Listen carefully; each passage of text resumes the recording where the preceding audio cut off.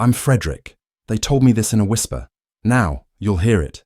Enjoy watching. The heat of the sun did not forgive either the asphalt or the people. It melted the air above the road, glued clothes to the skin, and forced even the most accustomed to the southern heat city dwellers to move more slowly, look for shade, keep their heads lower. Everything around seemed to breathe heat, tired, sticky, thick. But not her. Against the backdrop of a lazy day, as if cut from another time, another rhythm, she moved slowly, but with the grace of a predator. The tall, proud figure of a black woman in the saddle, her back straight, her gaze fixed ahead.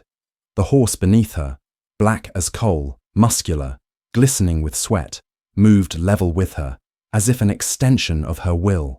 People turned around, not because she was in the way, not because it was strange to see a woman on a horse in the center of the city, but because she wasn't afraid.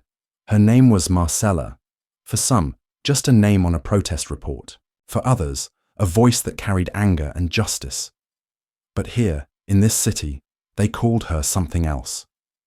The one who doesn't know her place. Too proud. Rebellious. And there was more fear in it than contempt. The horseshoes beat out a rhythm on the asphalt. Ta-ta-ta-ta, ta-ta-ta-ta, like a war drum.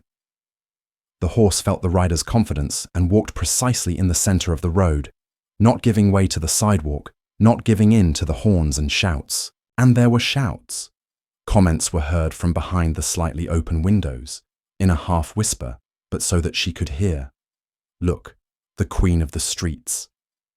It would be better to go back to the farm. They choose horses badly these days. She didn't react. Not a single muscle moved on her face. Her calm was armor, stretched across hundreds of stories of pain, humiliation, loss. She couldn't afford weakness. Not here, not now.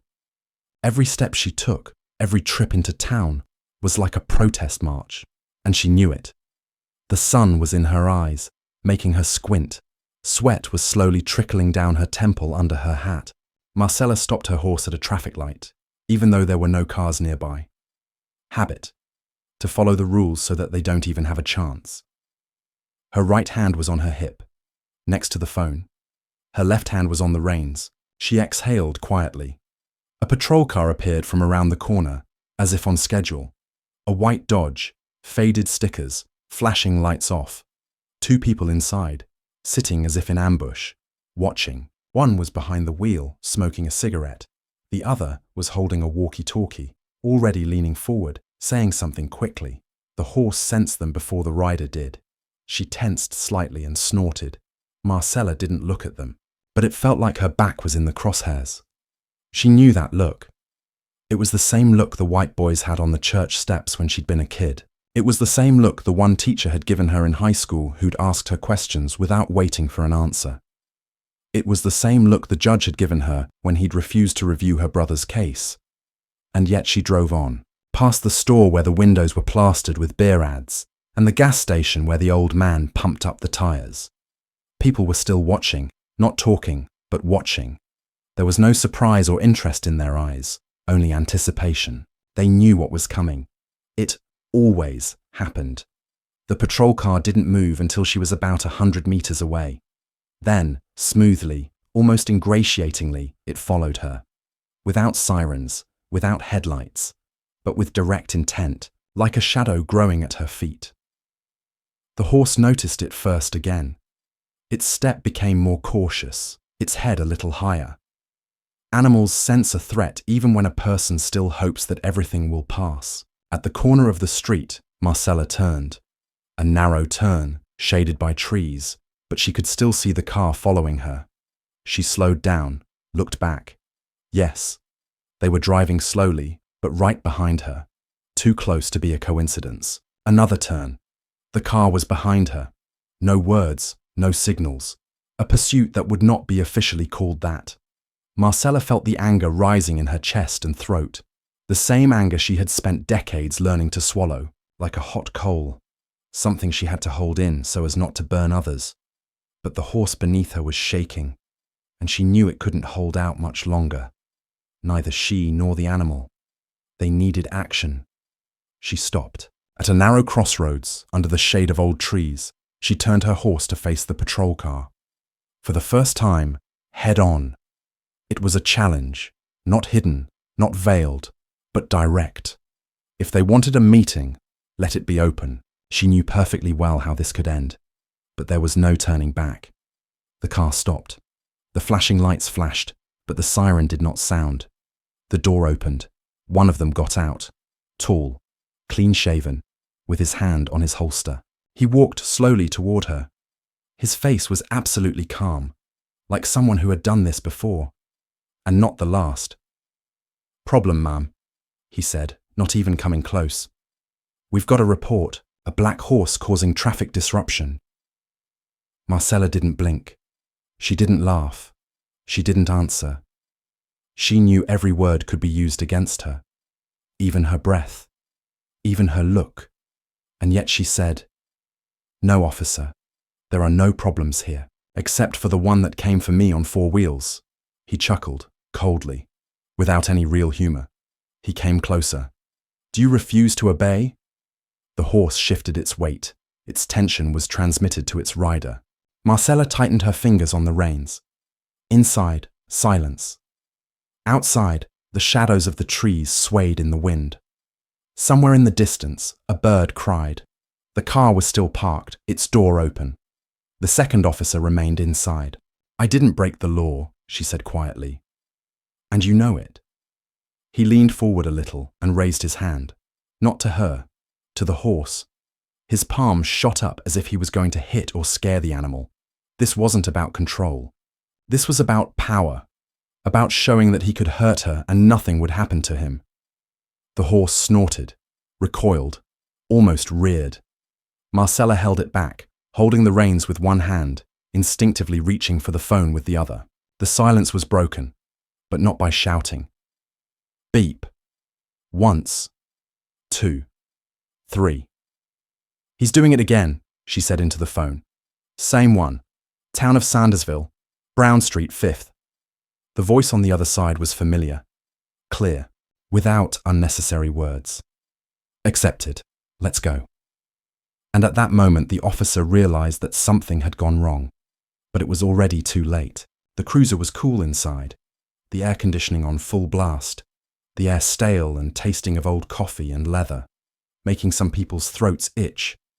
But Officer Dennis Crowley felt right at home. He sat back, his right hand loose on the steering wheel, his left holding a styrofoam cup filled with the last of a warm soda. The other officer, a rookie named Landon, stared at his phone until he heard his partner make a guttural noise that sounded like a mix of amusement and disgust. Landon looked up and followed his gaze. Across the street, dead center, a woman on a horse was riding, tall and black and calm and upright, as if neither the sun nor the eyes of the car were bearing down on her. Crowley kept his eyes on her. His fingers tightened slowly on the steering wheel. His eyes narrowed. There was no violation. She was riding in the street, not impeding traffic. There was no sign prohibiting horseback riding on this street. But her entire existence, that horse, that posture, that forward gaze, irritated him on a deep level. He couldn't put it into words, but something inside him started, hissed. It wasn't surprising. He'd seen her before, that bitch who'd been on those marches last year, the one who'd spoken at the rally, waving her driver's license like it was armor. She'd always been too entitled, too confident, too proud, too black. He watched her ride like she owned the city, his jaw clenched, his nostrils flared.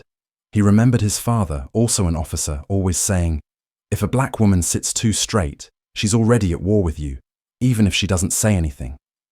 Crowley turned on the lights. No sirens, just to make her feel the pressure.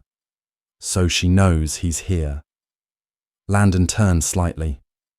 "Reason?" "What?" Crowley snapped. "You see the way she's driving?" "Yeah, but she doesn't seem to be breaking the rules."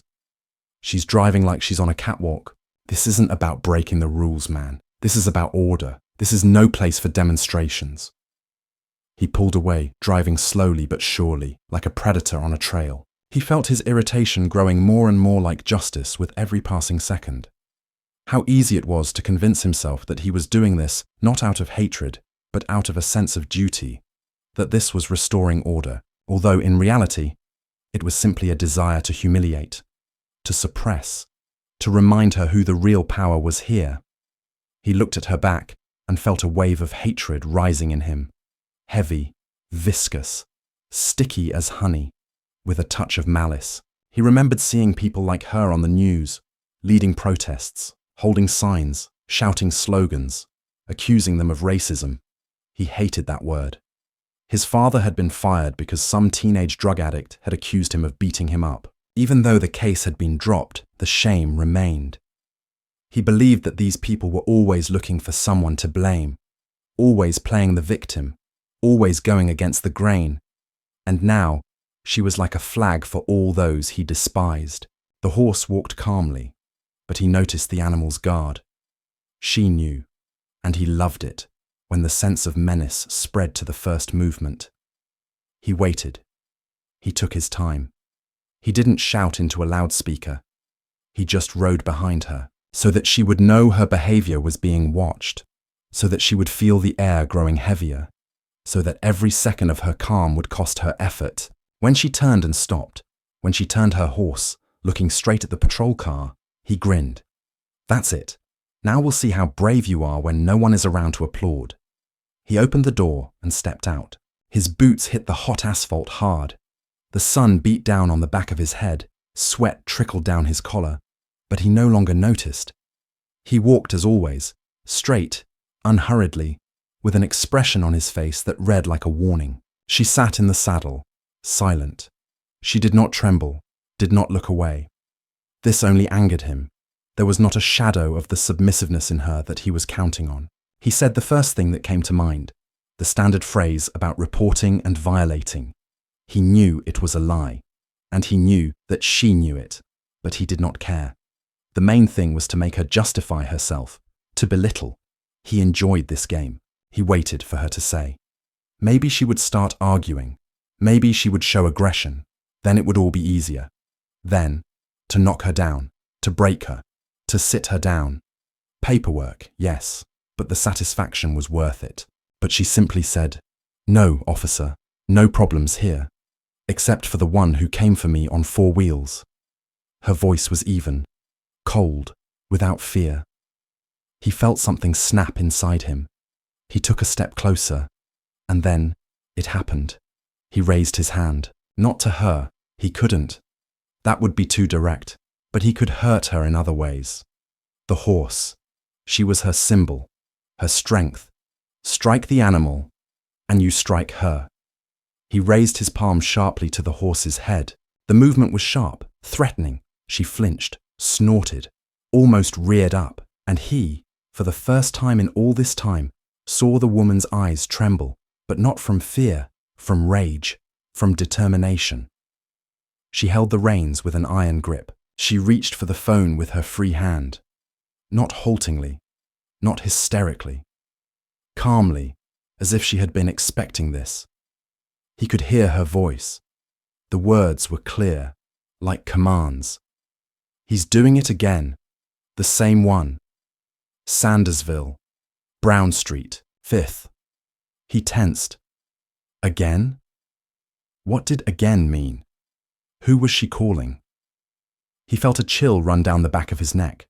For the first time in their meeting, he felt control slipping. He glanced at Landon, who looked surprised but said nothing. The woman nodded in response to the voice on the phone. "Copy that. Let's go." He took a step back. His hand automatically went to his holster. The situation was changing, and he could feel it. But it was too late. The horse stamped its hoof. The woman straightened again. Her back was steel. Her eyes were burning. He realized he was no longer the hunter. He was the hunted. Let's take a short break. Write in the comments where you listen to our stories from. Has anything similar happened in your life? Or maybe you've witnessed something similar. It's important for us to know how you feel and what you've been through. Don't forget to subscribe so you don't miss the next chapters. And now we continue. He stood in front of her like a nail driven into hot asphalt, as if his boots had grown into the ground, as if he were trying to prove that he was the one with the deep-rooted power here, and that she was a temporary phenomenon, an impulse, a drift that could be blown away. His gaze drilled into her with such insistence that it seemed he was trying to burn a hole in her face, to get to the very essence, to get to the point where, in his opinion, her will should begin to tremble. But there was no trembling, not in her body, not in her voice, not in her movements. And this drove him crazy. He came closer. His steps became louder, more insistent, like a challenge, like an attempt to establish territory. He knew that they were watching. Somewhere from behind the glass of a window, from the half-open doors of houses, from the screen of phones, someone might already be recording. But he was used to it. He was used to being the face of the law, even when he was breaking everything that the law was supposed to be based on. He opened his mouth and said loudly, with clear irritation, "Get off your horse, ma'am. You are disturbing the peace." His voice was a command. It was filled with the tension he had carried for years, the pent-up irritation that builds up in a man who is convinced that the world has indulged her kind for too long. Marcella looked down at him silently. There was no fear or insolence in that look, only weariness. The weariness of a woman who has heard her attempt to move forward calmly called a threat more than once. "How am I disturbing the peace, officer?" she asked evenly, with restraint. But to him it sounded like a mockery. He did not expect an answer. He did not want to talk. He wanted obedience, blind, unquestioning. Her calm, far from diffusing the situation, added fuel to the fire. "You're blocking traffic." "There's no traffic. It's about safety. And your tone is becoming aggressive." She snorted. "My tone? I was just asking a question."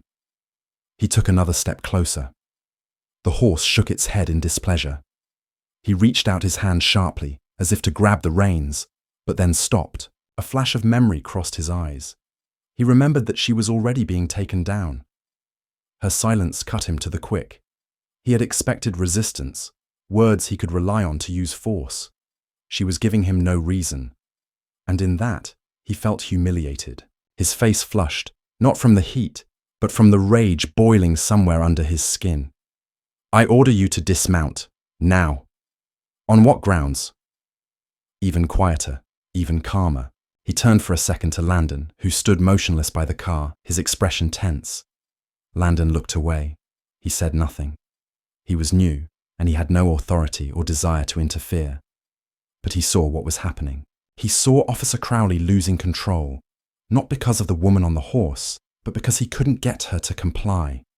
It was like a scene they'd seen too often, where a black woman refused to bend to the system, and the system raged.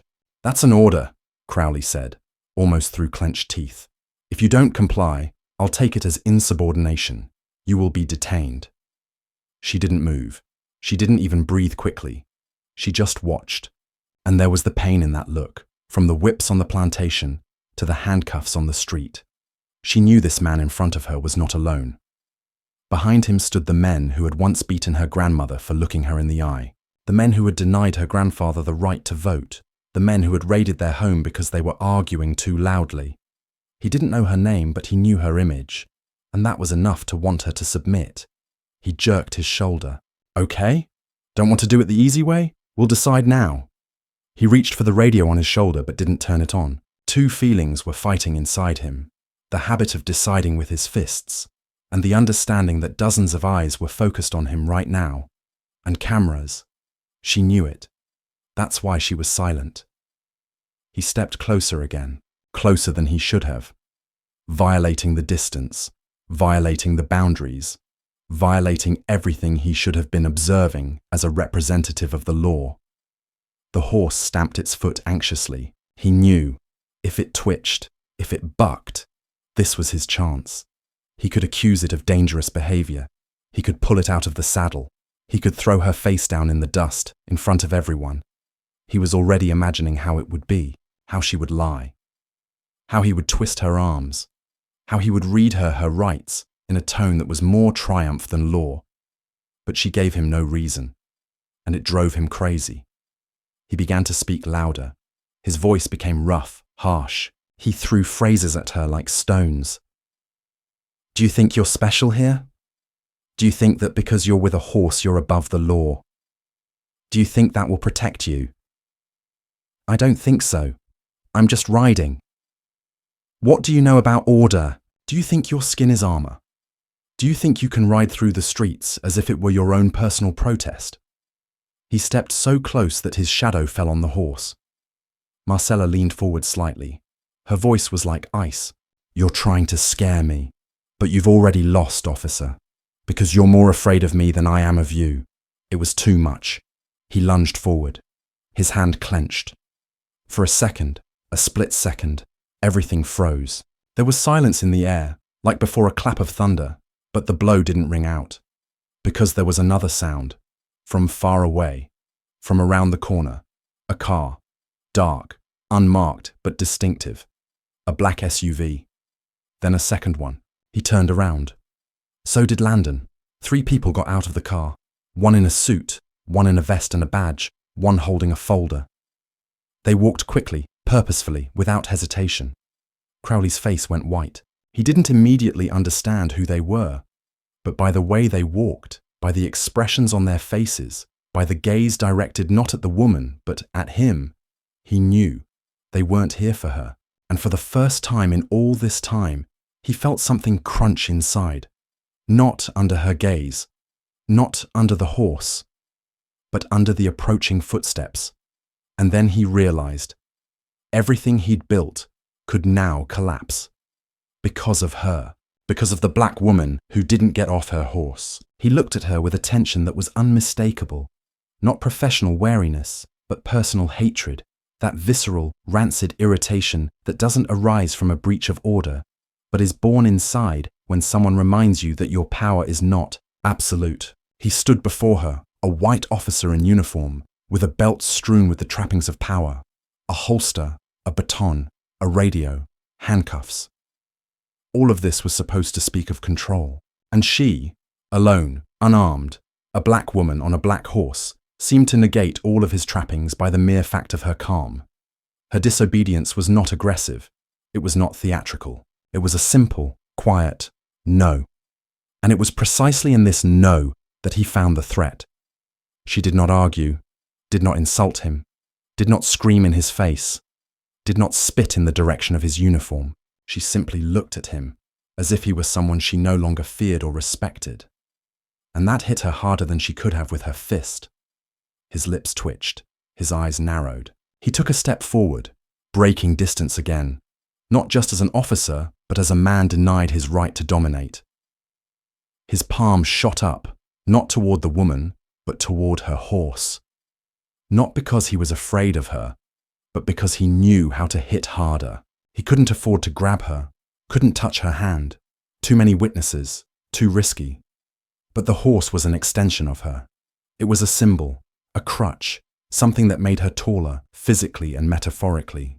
And so he raised his hand, sharply, threateningly, level with the animal's head, as if he were going to hit, or maybe just to scare. It was all there, his anger, his desire to break, his desire to prove that even her silence was no defense. The horse shuddered, tossed its head sharply, snorted. Its croup jerked, its muscles tensed as if about to flee. But she, Marcella, held on. She gripped the reins with all her might, gritting her teeth, straining every muscle in her body to keep the horse from breaking loose, to keep the situation from exploding. In that moment, she felt not only the strength of the animal beneath her, but also the fragile line between control and chaos on which she had been balancing since the very beginning of this encounter. In that moment, she was not only holding back the horse, she was holding back all the rage that had been building up inside her for years, all the fatigue, all the pain that white men in uniform had brought into her life again and again. She was holding back the scream that wanted to break out. He saw the effort in her eyes, and he took it as a victory. He grinned, not with the corners of his mouth, but with his whole being. With his whole being. He felt his ego fill out, his shoulders straighten in his chest. He didn't understand that she wasn't giving in, that she was simply holding back the storm because she knew that if she let it go, no one would be on her side. "That's it," he said, almost whispering. "See how easily things change when you stop playing queen." He took another step, very close now, his boots scraping against his hoof. I can make you come down from here. I can pluck you like a grape, and no one will squeak. Because I am the law. She could hardly hold her breath. Her fingers ached from the strain, and the horse was shaking. Her head was pounding, not with fear, but with anger, with that nasty, sticky injustice that was reaching out again, not just for her, but for her dignity. He wanted her to fall. He wanted the horse to bolt, for her to lose it, for the camera to catch her losing control. So he could say, see, she was dangerous, and twist the truth again, rewrite history, make her a threat. A threat, that's what she was to him. Not a woman, not a person, not a citizen, a walking problem. He waited for her to break, for her to scream, to cry, to beg. He waited for her to be afraid, but instead, she did something he didn't expect. She looked him straight in the eye and said, "Your uniform is not armor against the truth. Your voice is not proof that you're right. Your hands are not punishment, but a pathetic display of fear. You're afraid, because I'm not afraid, and that's what pisses you off." His face twitched. A flush of shame and rage rose on his cheekbones. He wasn't used to being spoken to like that, to being spoken to, him, to having her do it. Through it all, Crowley's partner was still standing by the car. He was no longer looking at his phone. He could see that his colleague had crossed the line, but he didn't move. He knew that any attempt to interfere would make him look like a traitor, someone who didn't watch his back. So he chose silence, like so many before him, like those who watched the beatings, the arrests without cause, the errors in the reports. They chose silence because it was safe, because it was part of the system. And Marcella knew it. She didn't just see Crowley in front of her. She saw the apparatus stretched across his shoulders. She saw history repeating itself. She saw the rot beneath the uniform. The horse beneath her finally relaxed a little. She felt the storm pass. Her breathing evened out. She turned her head slightly, and then Crowley knew his control was slipping. He looked around. The cameras were still trained on him. The phones, the witnesses. He couldn't push anymore. He couldn't hit. He couldn't humiliate the way he wanted. And it burned inside him, because the whole scene, instead of triumph, turned into defeat. And not because he lost the fight, but because he lost to a woman who simply did not submit, word for word. And now he stood naked under her gaze, word for word. And now the whole city saw that he was not omnipotent, word for word. And now she became taller, not just on a horse, but taller in truth. The moment her gaze crossed his was the moment that brought so much of her life together into one point, the point where her father, her mother, her grandmother were, and where there was that very fear that she had learned not only not to be afraid of, but to face. When she was a little girl, she had often had to watch her father, an activist fighting for the rights of people of his color, standing on the front lines, fighting a system that saw him only as a threat. He was one of those who loudly declared that rights should be equal for everyone, and he did everything to make it a reality. But every time he tried to achieve something, he faced the same thing: disdainful looks, rudeness, ridicule, humiliation. Every day of his life was like a fight with an invisible enemy, with a system that not only did not recognize his rights, but at every step forced him to fight for a place in the sun. And she saw it. As a girl, she would stand in the doorway, watching her father, often with bloodshot eyes from exhaustion, take off his shoes and sit in a chair. His shoulders were always hunched, as if he carried a heavy burden with each step. He never cried, but sometimes she would see him clench his fists when yet another white police officer on the street referred to him as rot or someone who shouldn't be here. When she was little, she was told that that wasn't the way the world worked, that she should know her place. But every time she tried to ask a question or protest, she heard the same answer, the same words of disparagement, the same mocking tone. Remember how she once asked her father why she had to hold her head down when she saw a white person? Why did her nose always have to be down when she talked to them? Why wasn't she allowed to look them in the eye? He looked at her then, smiling slightly, and said, "We have been and will be looking into the eyes until we learn to hold our heads the way we should." She did not quite understand what that meant then, but she understood it later, when she saw her father, who had been humiliated again at one of the protests, standing in front of a policeman with his head up, his shoulders straight. He refused to bow his head to the system. And that was what made him strong. That was what made her strong. And now, here, she felt how she was transmitting this knowledge to the horse, transmitting it through every movement, through every word, through a look that seemed now to be inseparable from anything. The flash of the past was quick but sharp. Her father's face, his looks, his words appeared before her eyes again. He had always told her that she should not be afraid of someone who threatens, but on the contrary, she should understand that a threat is their weakness. They are afraid of her. All they want is for her to obey. He taught her not to give in to it, not to accept their rules as her own, and she remembered it. Every time racism struck her in her life, she remembered his words. She couldn't afford to be weak, like she'd seen others become. When she was 12, her father was arrested for participating in a Black Rights March. Her mother stood by as the police dragged him from the car. She stood with her daughter, watching her husband being handcuffed, thrown into a police van. She could do nothing but watch, and in her eyes was the same thing her husband had: steel. She didn't scream. She didn't cry.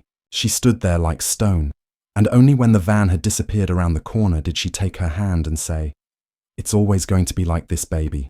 They're going to try to break us, but we won't give in." It was hard for her to understand her mother's words at the time, but now she does. This was not just a protest, not just a fight for rights. This was a way of life, and she had to not only accept it, but make it her own. She had to become someone who not only fights, but stands, straight, in any situation. Even if it was a fight with a policeman on the street, she was not afraid anymore. She was not afraid because she knew that even if they used force, her fight was not just her personal choice, it was what her father and mother had passed on to her. Her gaze was not empty, it was full of strength, and this strength did not come from her body, not from her physical state, but from what she carried in her heart, everything that her family had passed on to her as an inheritance. She could not retreat. She could not. When she returned to this moment again, on the street, in front of the policeman, she remembered all those faces that looked at her at the marches. All those who sat in the courtrooms knew that their sentences were unjust and did not give up. These faces became her support. And now, in front of this policeman, in front of this personification of the system, she felt all that strength rise up inside her. She would not give in. She would not remain silent. She would not humiliate herself. And she knew that now, here, she had to be who her family had been, the one who stood up, refusing to let her pride be broken. She felt her chest fill with air. She was no longer just a woman on a horse. She was a voice for all those who had once suffered this humiliation. And in her eyes now, there was not just calm, but a strength that nothing could eclipse. Her fight was not just a fight for herself, it was a fight so that everyone around her could look her in the eye. She could have told him that, but she did not. She knew that her eyes said everything. Let's take a short break. Write in the comments where you listen to our stories from. Has anything similar happened in your life? Was there something that made you stand up like a hero?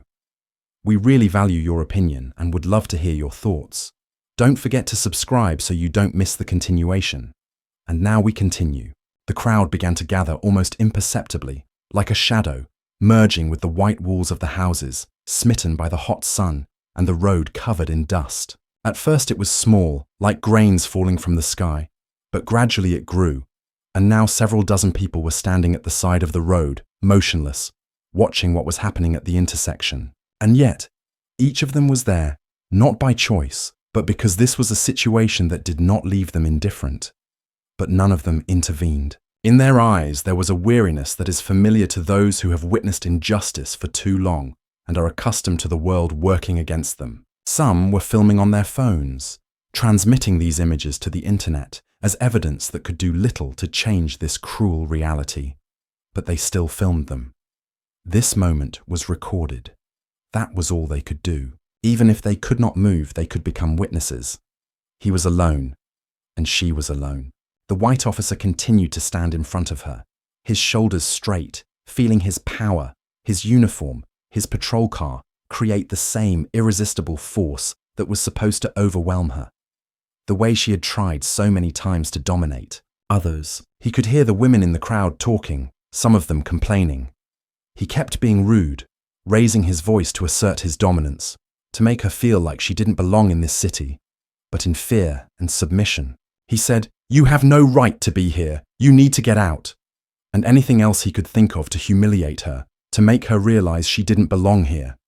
But she stood there, not moving, not giving in. It was an insult to him. The cop tried to force her to her knees, but her gaze was as hard as stone. It seemed impossible. He hissed, not from pain, but from anger. He stepped closer, almost into her face. A hand reached for her shoulder, and she felt its slight movement reverberate in the air. She knew intuitively that she couldn't allow even the slightest physical contact, and so she did it. She had no other choice. She took out her phone.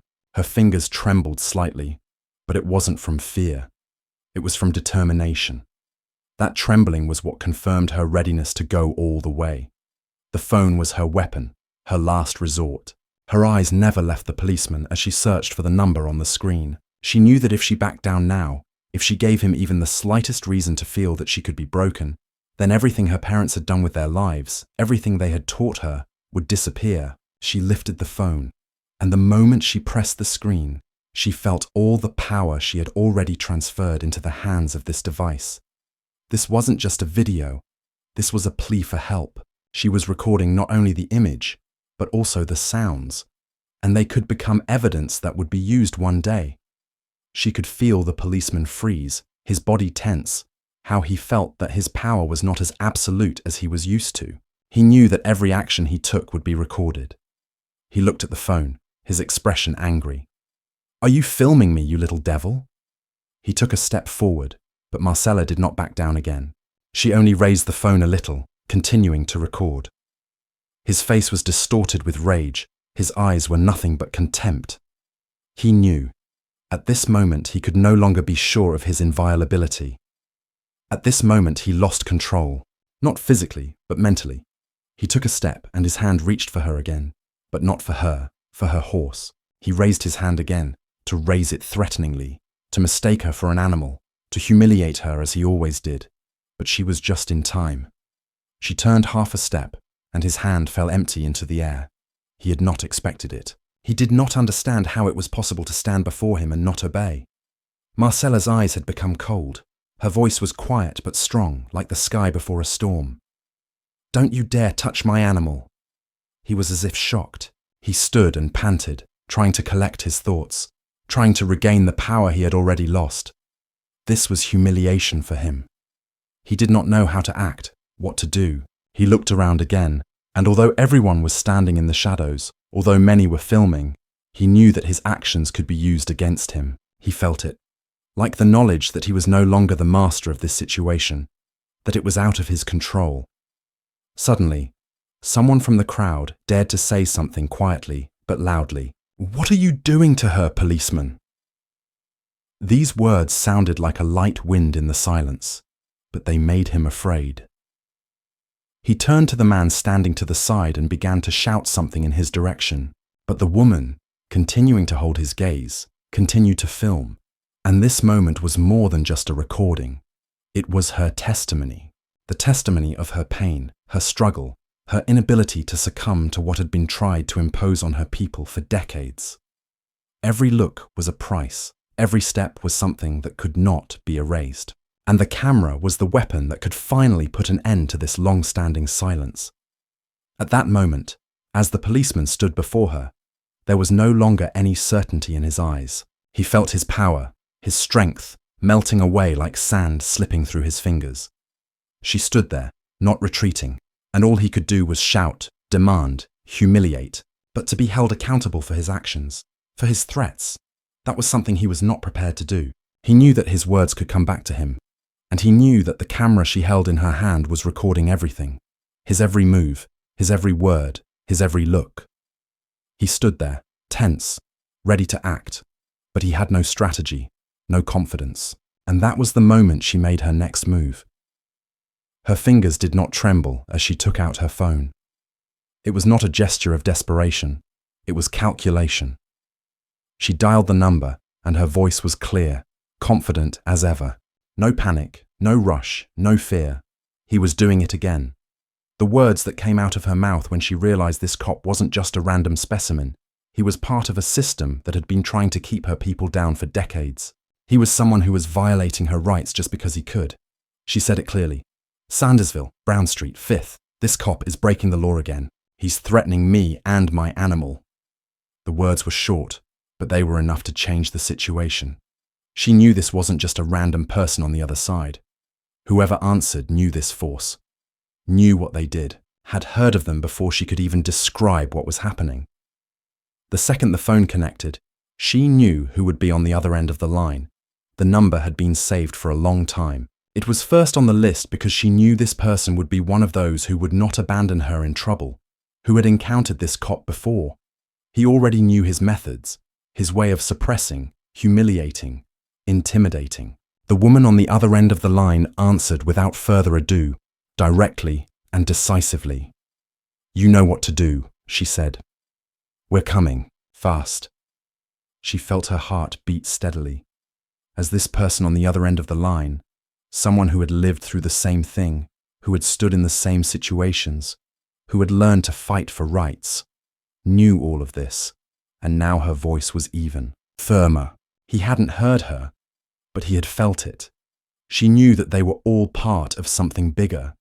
These conversations, these calls, all of it was creating a system that didn't allow him to rule the world just like that. She felt his confidence fading. He didn't know who she was talking to. He didn't know that behind the words she spoke were entire generations of people who had once fought for her rights and were now defending them. She saw his face change. He couldn't understand why she wasn't shaking, why she wasn't afraid, why her phone was a weapon that even his form was powerless against. Every look on his face grew more nervous as he noticed again how she kept holding the phone in her hands, how her fingers moved across the screen without missing a beat. He was starting to get angry. He was starting to feel uneasy, because all he knew was that his words were losing power, that with each passing moment, he felt more and more on the edge. He moved closer to her, as if he wanted to stop her, but she simply stepped back, as if she was ready to not give in.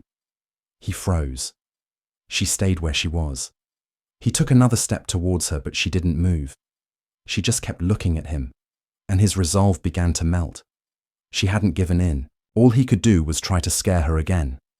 "You think you can threaten me? You, Black, think that someone will protect you?" She looked him straight in the eyes, showing neither fear nor confusion. He did not see her weakness, did not see her despair. He saw how her hands calmly held the phone, how she had already taken a step back, and her calmness was increasingly undermining his confidence. She took a step to the side and spoke quietly. "I am not afraid anymore. You cannot intimidate me. You are part of this system, and I will stand until the end." He knew that this moment was decisive, and then, when he felt his control slipping away, his irritation exploded. He could not hold on any longer. Without thinking, his hand reached for her shoulder, intending to grab her. But she managed to dodge. In that moment, it became clear to him that not only was she not afraid of him, she was already on the offensive. She knew that she would do anything to fight for her freedom. And if that moment was defining for her, it was his downfall. He was trapped. This was her game now. And she had more than just a camera in her hands. She had a call to action. Because as soon as she made that call, she knew it wasn't just her family, it wasn't just her loved ones. The entire city was watching this cop lose power. There was no fear in her words. There was no hesitation in her actions. She knew she had the right to fight, and she did. Officer Crowley couldn't hide his grin as he heard her calm words. He was so sure of his power, so sure of himself, that he was the one who could control this situation, that he didn't notice how everything around him was beginning to change. His hands clenched into nervous fists, and a vicious, mocking phrase bubbled in his throat that he couldn't stop from coming out. He looked at her as if she were someone who meant nothing, an object of amusement. He threw his head back and laughed, a laugh that was heavy and menacing. "You don't know who I am," he said. his eyes practically flashing. "What are you going to do, black girl? Call your girlfriend? Tell her I'm hurting you? Pray I don't arrest you." He stepped closer until he was barely half an inch from her horse. His eyes were filled not only with contempt, but also with some kind of sick certainty that all she could do now was go home and forget about this incident. He reached out and grabbed the horse's reins, feeling her neck tense under his fingers. The horse sensed the threat. Its body shuddered, ready to react. But the woman did not move. She remained silent, not removing the phone from her hands. And in this silence was everything: her steadfastness, her resistance, her defiance. She did not give him a chance for aggression or physical force. She simply stood there, as if this situation was part of what she had been through, part of everything her family had been through for decades. He tried to tear her away again. He pulled harder on the reins. The horse jerked to the side, but she held it back.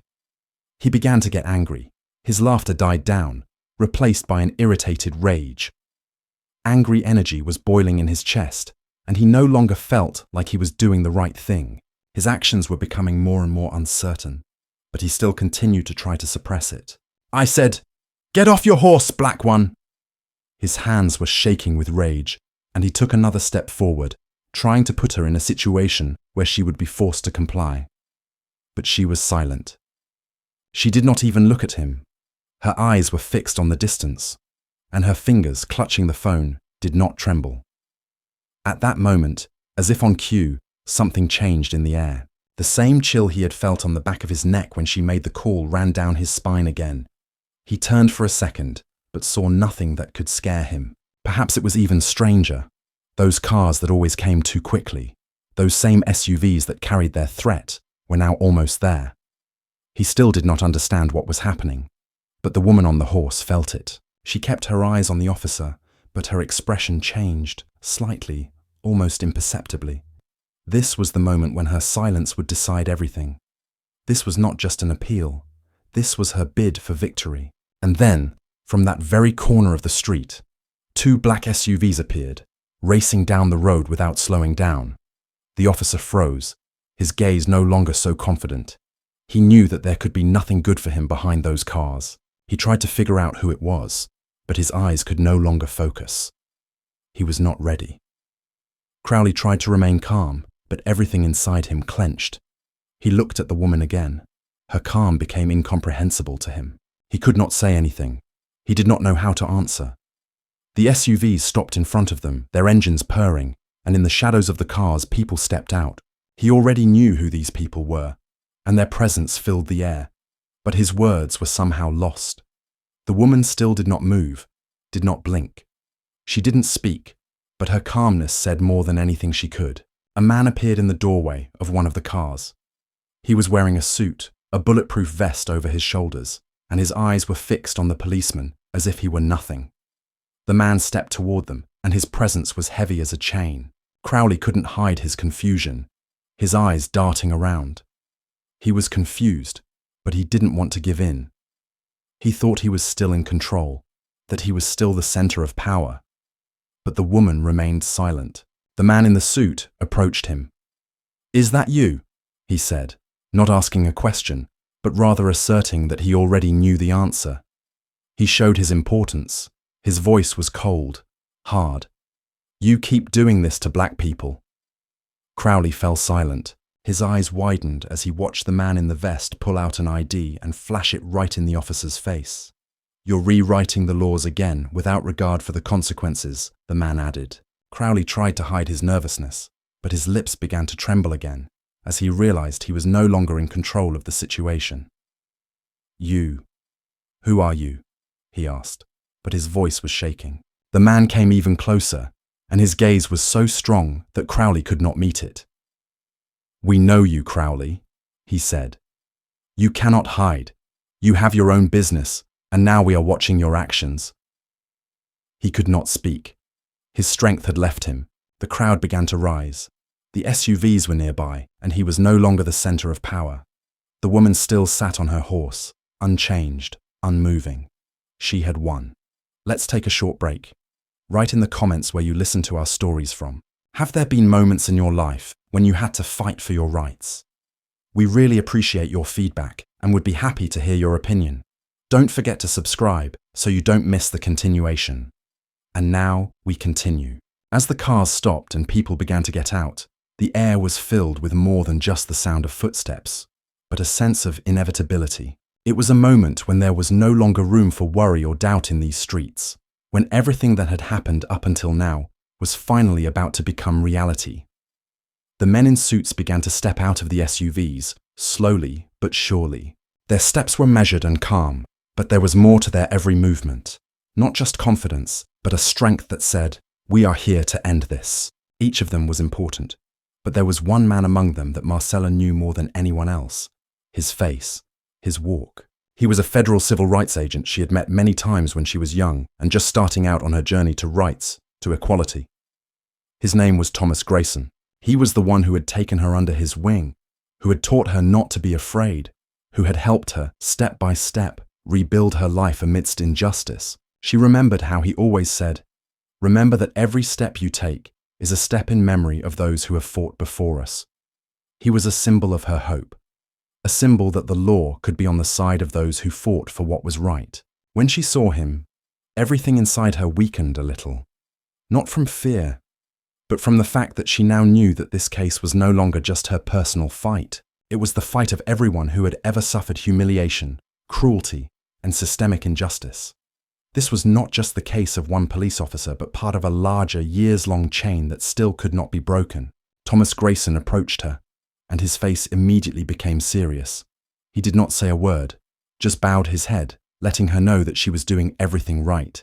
He knew what it was like to stand up to this system. He knew that sometimes the most important thing was to just stand. He didn't ask her questions, didn't ask what had happened, because he knew she had already told him everything, with her silence, with her actions. They had both witnessed this cop try to break her, and now was the moment when her fight could be acknowledged, and he could get what he deserved. Thomas Grayson was not alone. There were others behind him, women and men, who were also unafraid. They were part of a group that had been monitoring Crowley for a long time. With each passing year, with each new instance of his cruelty, this group grew stronger to expose him, to finally bring him to justice. He was part of an apparatus that many had thought invulnerable, and many times he had gotten away with his actions. But now they were here to end the shame. Grayson stopped in front of Crowley and looked him straight in the eyes. The cop who had once been so confident in his power was now beginning to lose that confident look. His face had gone pale, and despite his attempt to remain composed, his body was filled with alarm. He stepped back, as if instinctively realizing that everything that had happened so far no longer mattered. His composure had evaporated. His shoulders hunched. All he could do was stand before them as if they were condemned. His eyes darted about, as if he were looking for someone who could save him, someone who could intervene and stop this wave that was gathering strength. But his partner, standing to the side, looked down, speechless, powerless to intervene. Grayson said, his voice low, but his words were like thunder shaking the earth. "We are not all here to discuss who is right and who is wrong. We are here to put an end to your impunity, Crowley. We have long recorded all your actions, all your violations, and now, at last, the moment has come." The policeman fell silent. He tried to speak, but his words died in his throat. This was the moment when all his strength, all his menace, all his confidence were for naught. His hands, once strong and sure, were shaking. He couldn't even meet Grayson's eyes, because he knew he could no longer stand before him as an equal. He couldn't hide behind his uniform, his rank, as he had before. He had been condemned not just by his actions, but by what everyone had already seen. The woman, the black woman who had not given in, who had remained silent and standing, was stronger than all his iniquity. Crowley tried to speak, but the words wouldn't come. He didn't know how to act. This moment had been humiliating for him, and his inner resistance had dissolved in the knowledge that he would have to answer for everything he had ever done. "You've already learned that you won't get away from this," Grayson continued, his voice hard as steel. "You can't keep using your uniform, your power, to intimidate people. You're just a tool of this system. And we're the ones who are going to change it. You're no longer going to threaten anyone who decides to fight you. And if you thought you won today, you were wrong. Today, you lost. The cop couldn't fight back. All his attempts at saving face, all his tough, menacing facade were crumbling. He stood before a group of people who had become alien to him, but who were no longer the ones who kept quiet, who kept their heads down. All those who had come here to support a woman on a horse, to right a wrong in the system, could no longer fail to see that justice was coming. When Grayson and his team turned on him, the cop, and started filing charges, the entire city began to understand that this fight wasn't just for her. It was a fight for everyone who had ever lived through this. It was a fight for those who lived in fear, for those who might not have lived through this moment. But for Marcella, this was the moment when she felt the power she had given away return to her. This was her moment, the moment when every step her family had taken, every step she had taken, was now justified. The crowd was silent. Every eye was on Crowley, who now stood motionless, surrounded by men in suits who began to unveil documents, toss out charges. The entire moment seemed to last an eternity, but it couldn't be stopped. He wasn't a cop anymore. He was just a man who needed to answer for his actions.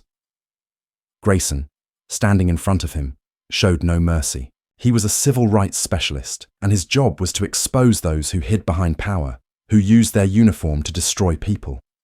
And now he was here to see that power crumble. Crowley tried to remain calm, but his face had changed.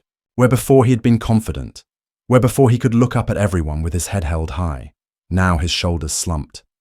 His face had gone pale. Even his confident movements had become timid. He knew that this, what was happening now, was the end. The end of his career, his impunity. He felt everything around him crumble, everything he knew disappearing, his world built on oppression and fear disappearing. Men and women in suits were closing in on him, and his gun, his handcuffs, his walkie-talkie, all of it was nothing. He was no longer the one who could stop people, who could intimidate someone. He was the one who was now surrounded, whose crimes could not be hidden. He stood there like a condemned man. Grayson stepped forward, his voice as hard as cold metal. You broke laws. You used your uniform to subjugate people you had no right to influence. You cannot continue in this line of work. You cannot be a police officer. From today on, you will no longer be part of this apparatus. Crowley did not move. His body was still. His eyes did not meet anyone's eyes. He stood with his shoulders hunched, trying to hide the pain inside him. But it couldn't save him. Everything he had done had been exposed. The crowd was silent, but there was more than approval in their gaze. It was release. It was the understanding that they, the ones who could stand, could win. Every one of those who had come here today was part of that victory. The woman on the horse, who had been at the center of it all, stood quietly, as if her invisible blow had already been dealt. She was silent, but in her silence was everything. Her struggle, her strength, her sacrifices. And now she stood and watched, as the one who had once been the source of pain was now the victim. When Crowley was disarmed, when his handcuffs were removed and handed to one of the officers, the people began to quietly applaud. It was not just an acknowledgement that he was no longer who he once was, but also an acknowledgement of all the power that had been gathered here. The applause was for those who had lost their lives, for those who had been humiliated, for those who had no chance at justice until people like him left them with no choice. The woman did not move. Her eyes were fixed on the policeman who now stood before her, head down, trying clumsily to regain his dignity. He knew that he could no longer manipulate the system. His life as a policeman was over, and with it, the days of disenfranchisement when he could use the power of his uniform to break people. The crowd continued to watch, but there were no longer those who stood by, who remained indifferent. Those who watched were now part of this moment. This was a victory not only for the woman on the horse, not only for those who had been part of her struggle, but for everyone who had once been victimized. The street on which all this had taken place was now a place of change. The man standing in the suit walked up to Crowley and pushed him forward a little, forcing him to take a few steps forward. You will no longer be a part of this, Grayson said. His voice was as firm as the law, You will no longer be a part of the police force. You can forget your uniform. You can forget your career. He returned his gaze to the woman, to Marcella, and told her simply, but with recognition, "You are not alone in this fight. You are not alone. You did it. You stood, and we all watched, and your victory will be recognized." This moment was not just an end. It was a new start. Everything that had come before, all those horrific events, all those terrible displays of racism, violence, hatred, now seemed like a thing of the past, because now, in this moment, justice was on the side of those who fought. Crowley stood before them, and every step he took, every look he gave, every attempt at justification became more and more pathetic. His actions, his crimes, his ambitions no longer mattered. He was disarmed, and before everyone's eyes, he became what he had always been, just another link in a chain that had no place for those who treated people like trash. And when they finally led him out of that place, everyone knew it was only the beginning of what had been hidden from view for years, what had been hushed up. Marcella stood still. The horse beneath her slowly stamped its hooves on the asphalt, as if the street itself was now its ally. The fear was gone. Fear was no longer her companion. Fear was behind her. Let's take a short break. Write in the comments where you listen to our stories from. Have there been moments in your life when you had to fight for your rights or stand up against injustice? We really appreciate your thoughts and would love to hear your opinion. Don't forget to subscribe so you don't miss the continuation. And now we continue. The policeman sat in the back of the car, his body huddled in the corner, as if he were trying to hide from all the eyes that pierced him through the dark windows. The room was silent, except for the occasional noise of the engine, as the car slowly rolled him through the city streets. He was in uniform, the same uniform that had once been a symbol of his strength, his power, his impunity. But now the uniform seemed too big, too empty. It hung on him like a skin that needed to be removed and discarded, but which refused to let go. He did not feel like a policeman. He did not feel like someone strong. His whole body, his whole being, seemed lost, disjointed. His gaze was no longer predatory as before, but clouded, with a kind of desperation that he could not hide, although his whole being was trying to find an answer, to find an excuse. But all he could find was emptiness. There was only one feeling inside him: fear. This moment was the end. The end of not just his career, but the end of the reality he had created around himself. He was no longer the one in control. He was no longer the cop who could spy, threaten, and manipulate with impunity. He was no longer the power. He was nothing.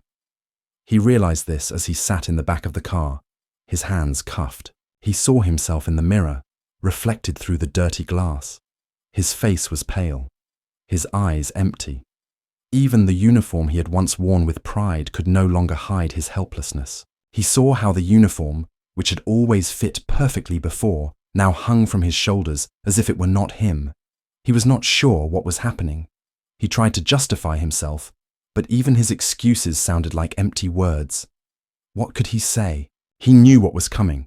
He knew that every action he had taken, every step in his career was now turning against him. He tried to remember when it all began. When did he start to feel that this form gave him the right to everything? When did he start to forget that this form was not to rule, but to protect? His thoughts raced, but there was no answer. He was stuck in a trap of his own making. Fragments of phrases from that very meeting kept sounding in his head. How the woman, calm and confident, stood before him. How she was silent. How her calm, her inflexibility destroyed his confidence. He felt his pride melting. He remembered her look, her silence, her strength. She did not look at him, did not try to insult him. She just stood. And it was scary. It was what broke him. He was not ready for this. He was ready for screams, for resistance, for aggression, but she said nothing. She simply did not break. And that was what broke him. He felt his consciousness slowly going into darkness, how past decisions, past justifications became insignificant. He was empty. He was the one who had lost everything. As soon as they had led him out of the car and to the building, his mind had gone into overdrive. He didn't know what was coming next. He didn't know what was coming, but he did know one thing. He was no longer a cop, not the same as he had been before. His world was crumbling. He had realized this when he was suspended from the force. Everything that had once seemed normal, his actions, his decisions, his control, was now not only ridiculous, but disgusting. How had he not noticed how quickly his power had slipped? How had he not sensed that something was wrong? He thought he was on top, but in reality, he was at the bottom. He was one of those people who had once burned bridges, never considering that his path would inevitably lead to this moment. His punishment was inevitable, but he had a hard time understanding how he had ended up here. How the man who thought he was above everyone else now found himself unable to pull his hands out of handcuffs. His world was shattered. His actions could no longer justify themselves because he no longer owned that form. He was empty. And now, even that terrible moment was too much for him. He sat there like a child who had lost his toy. But it was not just the loss of things. It was the loss of everything that had once defined him as a man. There was no pride inside him, no power. There was only a feeling of emptiness. And in that moment, he realized that what had destroyed him was not a punishment. It was not power, not humiliation. It was his own weakness. What he had lost had nothing to do with being a policeman. He had lost his humanity. He had been swallowed up in this world where violence and fear were the norm. And now he had to realize that he himself had become part of this system. He had become the very shadow he had feared so much. And when he was led out of the car and placed in front of the building where his destinies awaited him, he could no longer hide his fear. It wasn't just humiliation, it was an admission that he had become nothing. When it was all over, when the policeman was removed, when his humiliated shoulders had left their mark on the ground and his uniform had been removed like an old tag, the woman did not move. She stood there, without saying a word, without taking her eyes off his final defeat, which was visible in every wrinkle on his face, in every movement of his body. He had been defeated not by fists, not by weapons, but by her calm, her dignity, her determination. He, who had hidden his racial prejudices behind a cold smile, could no longer be called the one in control of the situation. She was the one who had become the symbol of struggle and victory. She did not pause, did not celebrate, did not scream. She was herself, the strongest and bravest woman he had once tried to destroy. She remained in that moment, standing like a stone that could not be moved.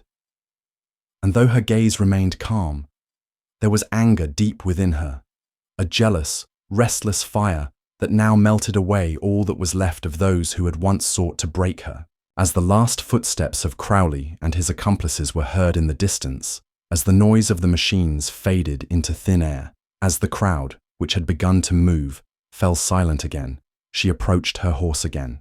The horse stood in the shadows, its paws tensely rubbing the ground, as if it too felt their struggle approaching its climax. She looked at it, and all she had to do was mount.